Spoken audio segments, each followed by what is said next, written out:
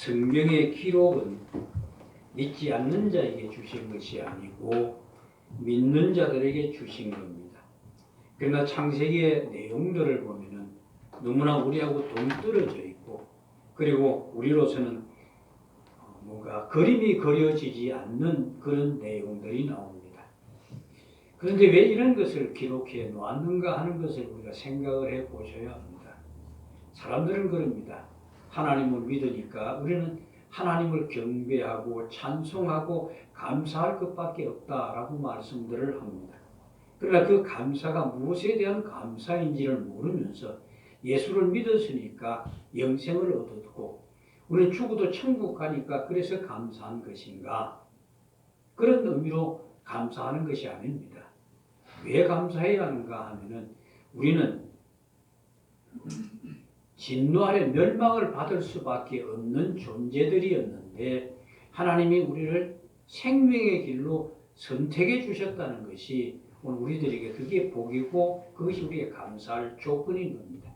그래서 이 감사할 조건은 내 환경과 조건에 따라서 감사할 수 있는 것이 아니고 우리에게 어떤 환경과 어떤 어려움과 고난 가운데 있다 할지라도 우리의 삶이 영원한 하나님의 구속 가운데 있다는 것 때문에 감사할 수 있어야 하는 겁니다.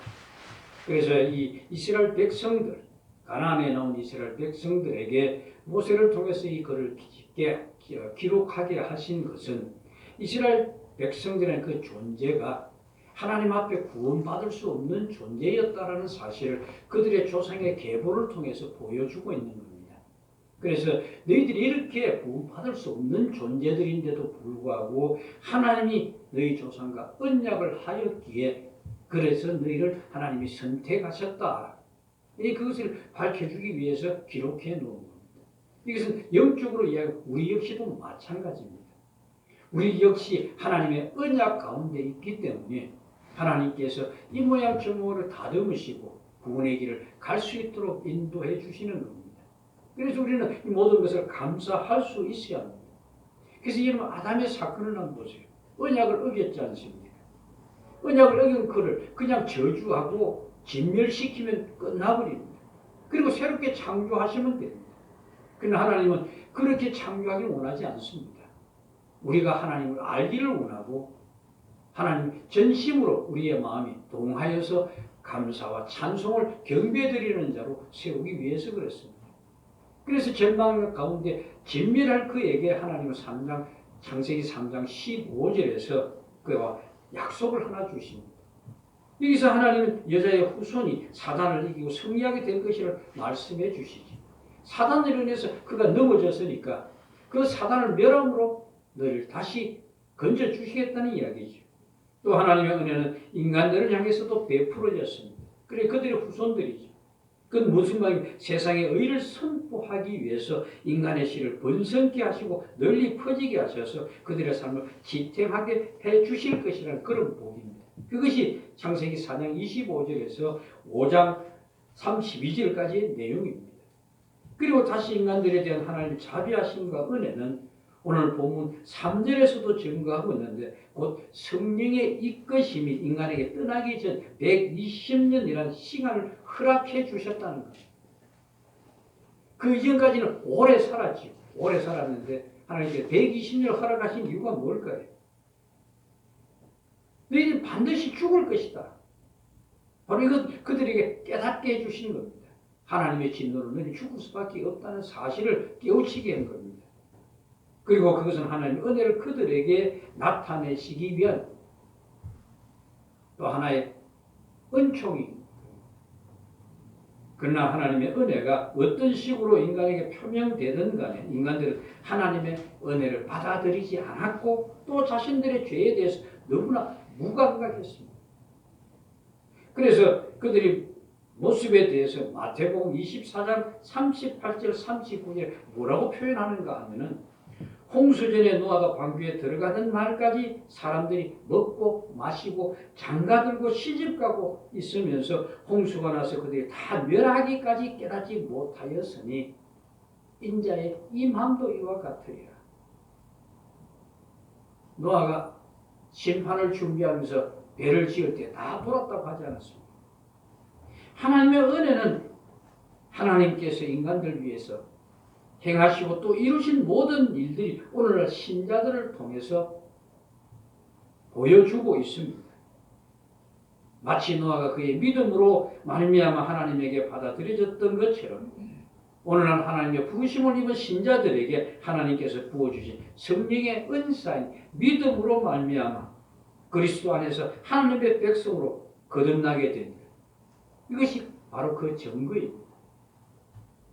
그리고 우리가 성경에 보다시피 오늘 지금까지 6장까지 오면서 죄를 지은 인간들이 점점 하나님과의 거리가 멀어져 갔고 오직 하나님의 은혜가 아니고서는 하나님 존재에 나아갈 자가 아무도 없었다는 사실을 보게 됩니다. 여러분 오늘 우리가 살아가는 환경을 한번 보십시오. 여러분 주변에 사실 악하고 패역한 자들과 세상의 조롱들 그리고 알게 모르게 핍박을 받고 악한 영들의 회방을 받는데도 불구하고 하나님의 강군하심 안에서 우리는 넘어지지 않고 지금 이 자리에 앉아서 예배를 드리고 있다는 점에서 하나님의 은혜는 우리를 붙들고 있다는 사실이 증명되고 있는 것. 그러나 이 같은 하나님의 은혜가 타락한 아담의 후손에게는 주시지 않았을까요? 아닙니다. 조금 전에 함께 보셨던 6장에서 보시면 신자라면 다 아는 홍수 심판에 관한 이야기가 시작됩니다. 또한 세상의 심판을 받을 수밖에 없는 이유에 대해서 분명하게 밝혀주고 있습니다. 5절을 보시면 사람의 죄악이 세상에 가득하고 마음으로 생각하는 모든 계획이 악할 뿐임을 보시고 심판하신다고 하시지만은 하나님께서 그들이 어떤 것을 죄로 심판하신다고 말합니다. 도대체 그들이 하나님께 무엇을 잘못했습니까? 성경이 죄에 대해 말씀하는 내용은 우리가 우리의 법 기준에서 규정된 것이 아닙니다. 성경이 죄를 규정하는 것은 만물을 창조하신 그 창조주요 하나님이신 그분이 우리가 사는 세상과 우주 만물의 주인 되시기 때문에 모든 질서는 그분이 세우신 것. 따라서 죄는 하나님이 세우신 질서에 벗어난 것이 죄가 되기 때문에 인간이 만든 질서와 시각으로는 그 죄를 이해할 수가 없습니다. 그러면 하나님께서 창조한 세상의 질서는 뭘 말하는 걸까요? 이때는 율법을 주실 것도 없고 어떤 규정이 없습니다. 그럼 무엇을 기준으로 삼아서 지금 죄라고 말할 수 있을까요? 다른 것이 아니라 하나님이 창조하신 상태 그대로 존재해야 하는데 그 존재의 그 자리에서 벗어나는 것을 말합니다. 하나님은 혼돈된 공간에 하나씩 생명을 만들어서 채워 넣으시면서 창세기 1장 그게 보면은 만들 때마다 뭐라고 그러십니까? 보시기에 좋았더라 그러시죠. 그런데 7날까지 모든 것이 좋았더라고 하니까 몇 번 했다는 이야기입니다. 7번 나옵니다. 하나님 세상을 창조하시고 인간에게 마음에 드는지 물으셨습니까? 묻지 않았습니다. 그리고 이 세상은 하나님 지은 상태 그대로 하나님의 말씀을 따라 창조된 그 자리에서 그대로 존재하게 하는 것이 인간에게 주어진 일입니다. 그리고 하나님께서 이 질서에 순종하는지 불순종하는지 무엇으로 기준을 세워 놓으셨는가 하면 바로 동산 중앙에 세워 놓으신 선악과입니다. 그러면 인간이 선악과를 먹지만 않았다면 하나님이 창조하신 상태 그대로 존재하는 언약의 상용이 그대로 자리를 지킬 뿐입니다. 과연 어떤 일이 났습니까? 우리가 앞에서 살펴보았듯이 인간은 하나님과 같이 될 수 있다는 마귀의 유혹에 넘어가 버립니다.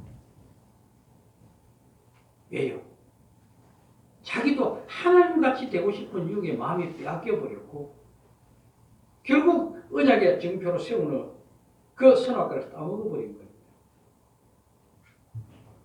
아담이 하나님과 언약을 어기게 된 것은 결국 자기 존재 가치가 높아질 수 있다는 유혹에 넘어가 버린 겁니다. 결국 하나님께서 세워놓으신 질서에 벗어난 행동은 하나님이 허락하신 현재의 삶에 만족하지 못하고 더 나은 존재가 되고자 하는 욕망에 붙들리게 되고 그 욕심에 그는 넘어져 버리고 결국 저주받게 된 겁니다. 이런 욕망에 붙들리게 된 인간은요, 끊임없이 자기 발전을 추구하고 타인과 경쟁합니다.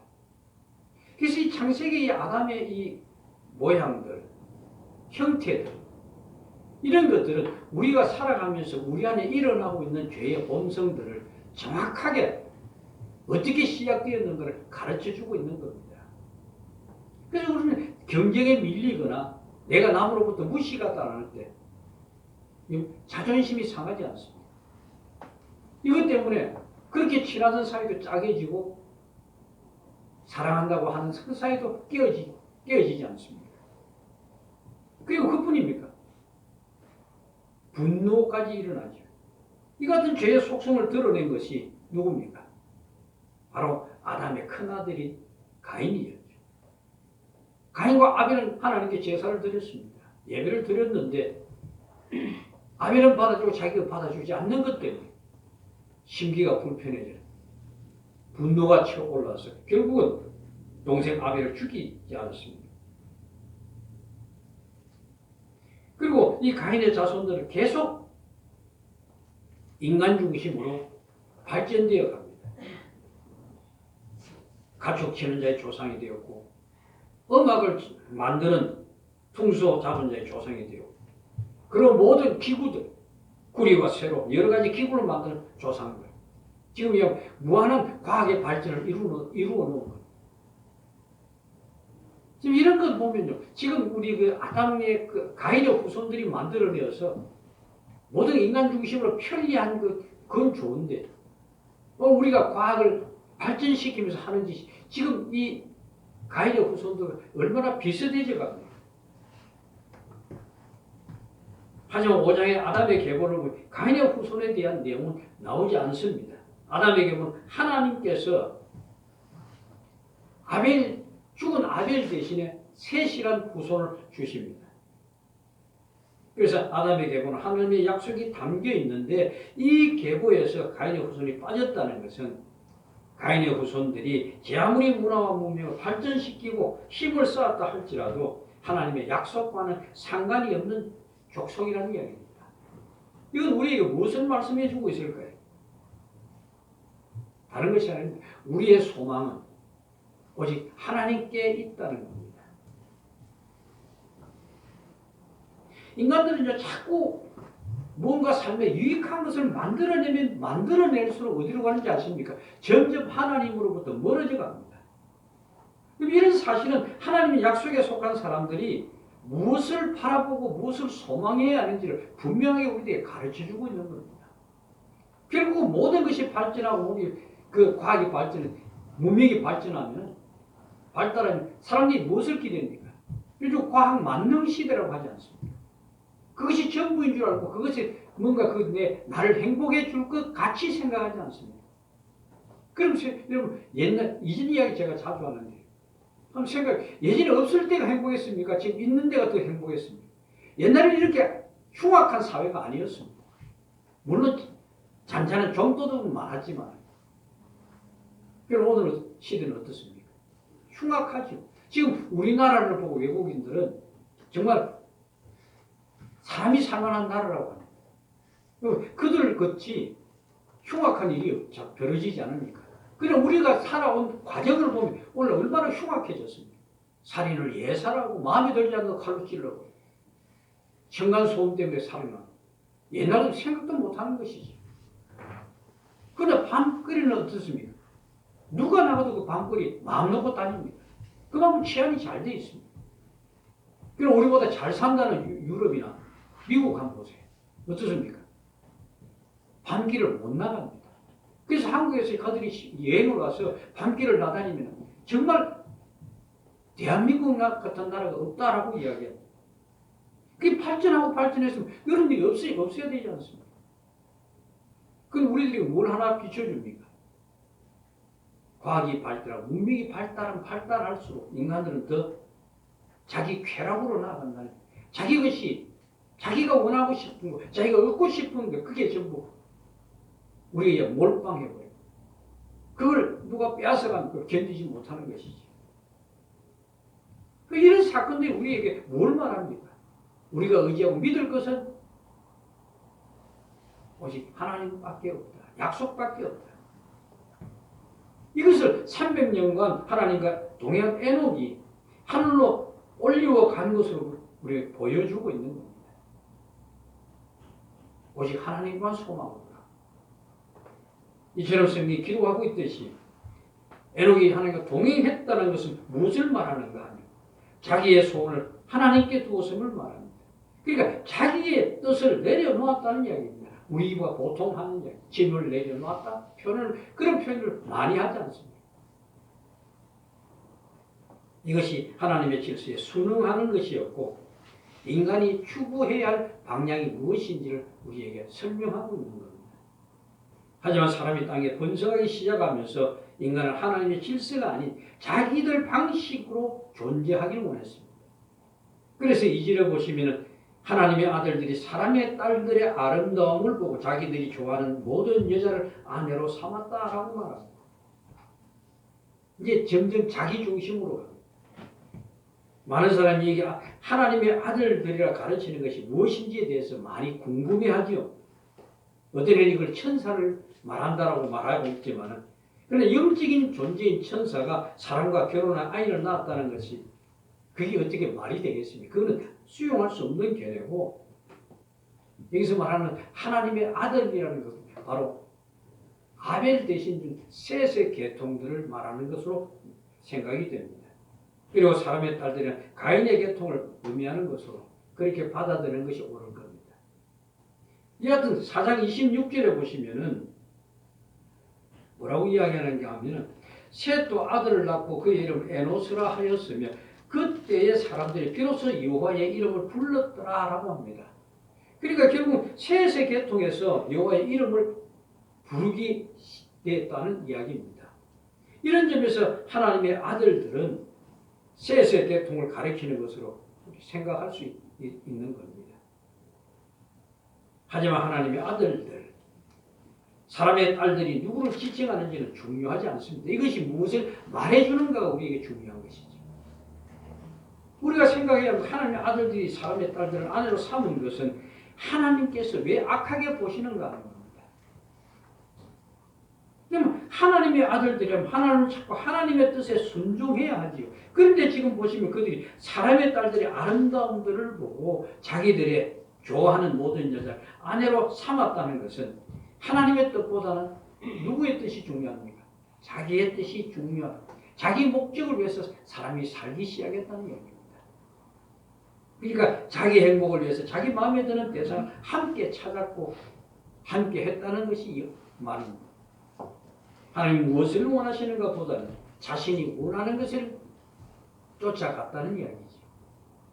이것이 죄고 세상은 이런 죄로 가득했으며 사람이 마음으로 생각하는 모든 것 역시 자기 행복을 쫓아가는 것이 중심이고 목표이기 때문에 네가 그 계획이 다 악하다라고 하나님이 평가를 내리신 겁니다. 이것이 또한 심판의 이유이고요. 남자가 여자의 아름다움을 보고 끌리는 것은 우리는 자연적인 일이라고 그러지 않습니까? 하지만 그것은 곧 내가 좋아하는 것을 기준으로 한 것이기 때문에 성경은 죄로 규정하고 있는 겁니다. 그래서 우리가 알아야 하는 것은 우리의 가치관은 이미 이 같은 죄로 오염되어 있다는 사실입니다. 이 사실을 부정하고 싶겠지만 우리 내 마음에 들지 않는 것은 거부하고 있습니다. 한 예를 들어볼까요? 사무엘 12장에 보시면은 나단 선지자가 다윗을 찾아가죠. 그래서 다윗에게 무슨 이야기합니까? 부자가 손님이 왔는데 가난한 자의 양 한 마리밖에 없는 가난한 자의 양을 빼앗아서 그 대접했다고 이야기합니다. 그러니까 다윗이 세상에 이런 무리시운 악질이 있냐? 펄펄 뜁니다. 죽어야 마땅하고 양을 4마리나 갚아주어야 한다. 근데 나단이 뭐랍니까? 바로 당신이다. 여기서 중요한 것은 이런 보셔야 하는 게 무엇이 중요한 그 양 한 마리를 그 가난한 자를 무엇과 같이 키웠다고 그럽니까? 자식같이 키웠다고. 그러면 지금 부자가 자식 같은 양을 빼앗았다고 하는 것은 양을 가져간 것이 아니고 양을 자식같이 키우는 그 사람의 마음을 아프게 했다는 이야기 아닙니까? 그러니까 우리에게 아내가 빼앗겼다고 생각할 때 그 우리 아내는 어떻게 되겠습니까? 바로 그 이야기를 하고 있는 거예요. 그래서 하나님께서 다윗을 나쁘다는 겁니다. 그 내용을 잘 아셔야 되는 거예요. 그럼 아시다시피 다윗은 어떤 자입니까? 하나님의 마음에 합한 자라고 하는 자입니다. 그런 자가 하나님이 흉악히 보는 그런 죄를 저질렀다는 것은 뭘 이야기합니까? 하나님이 우리를 붙들어 주시지 않으면 그 누구도 구원받을 수 있는 존재가 아무도 없다는 것을 분명히 보여주는 사건 아닙니까? 우리 자신을 한번 바라보십시오. 주님은 생각만 가져도 살인한 것이고 음욕을 품는 것도 간음한 것이라고 이야기하지 않습니까? 그럼 주님이 말씀하시는 그 마음의 상태가 정밀하게 지켜낼 수 있는 사람이 있습니까? 없습니다. 그러니까 우리는 하나님 앞에서 뭔가 남보다 좀 나은 행동을 하고 남보다 더 나은 헌신을 했다고 해서 그것이 하나님께 공로가 되는 것은 없습니다. 모두가 하나님 앞에서 도토리 키재기밖에 안 됩니다. 내가 손해보고 내가 마음에 들지 않는 것. 우리 외면하지 않습니까? 내가 필요한 것, 내 마음에 드는 것.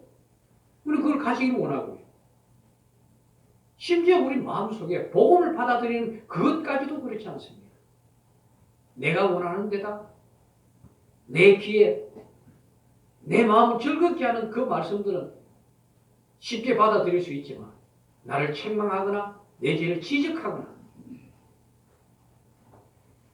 엄히 책망하는 그 말씀에는 우리는 어떻게 합니까? 심지어 이런 말씀의 기준까지도 우리의 마음에 든다 안 든다로 갖고 우리는 받아들이지 않습니까? 이 같은 부패한 죄성을 가진 우리에게 우리가 좋아하는 모든 대로 가지기 원하는 것이나 지금 이들이 마음에 드는 여자를 데려와서 아내로 삼는 것이나 무엇이 다릅니까? 그래서 하나님 말씀하십니다. 3절에 보시면 여호와께서 이르시되 나의 영이 영원히 사람과 함께하지 아니하리니 이는 그들이 육신이 됨이라 그러나 그들의 난 120년이 되리라. 참 놀랍지 않습니까? 결국 육신이 되었다는 것은 어떤 이야기입니까? 하나님과는 아무 상관이 없는 존재들이 되었다는 겁니다. 그래서 예수 그리스도 안에서 거듭나게 된 자들에게 하나님 주신 복이 뭡니까? 성령을 회복해 주신 것 아닙니까? 성령을 우리에게 주신 것 아닙니까? 그래서 로마서 8장 9절에 보시면 만일 너희 속에 하나님의 영이 거하시면 너희가 육신에 있지 아니하고 영에 있나니 누구든지 그리스도의 영이 없으면 그리스도의 사람이 아니라. 바울이 지금 못을 받고 있습니다. 우리 속에 하나님의 영이 거하시면 여러분 육신이 아닌 영에 속한 자가 되지만은 영이 없으면은 육신에 속한 자가 된단 말이에요. 참 많은 사람이 지금 호수에 빠졌습니다. 옛날에도 화재에서는 물에 빠져서 얼마나 많은 사람이 죽었습니다. 만약에 그때에 배 위에 있는 사람이 나를 건져 주었다고 손치신다.